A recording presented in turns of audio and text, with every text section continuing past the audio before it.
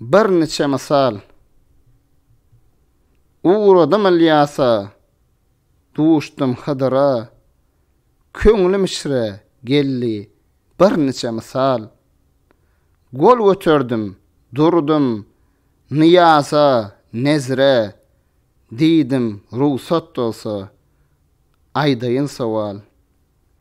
Diýdim, nedir bu dünýäniň dirligi, diýdi, ýassaň düşdür, turaňda hyýal.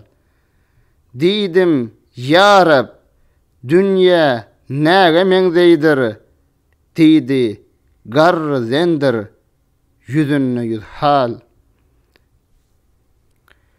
Diýdim, nedir mülk jahan söýgüsi, diýdi, derde serdir, ya boyna vebal. Diýdim, dünýä üçin nedir bahsy jeň, bihuda bogaz ýertmak, yersiz galmagal. Diýdim, ehli zaman näge bende olmuş, oğul gıýs söýgüsi jem etmäge mal. Diýdim, bu söýgüden malla ne hasyl, ýygma gaýgydyr, gitmek melal. Diýdim, ehli zalim ne taýpa durur, diýdi, gurtdur, ittir, pişikdir, şagal.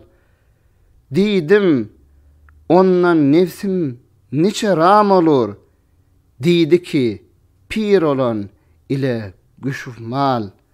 Diýdim, ben necekdi, başa barar mı? Diýdi, barmaz, istemese Zülcelal. Diýdim, ya Rab, ket hudalyk niçedir? Diýdi, hep de eşret, gaýgy galan sal. Magtym uly, sözü durdur bilene, başta huşun olsa, söze kulak sal.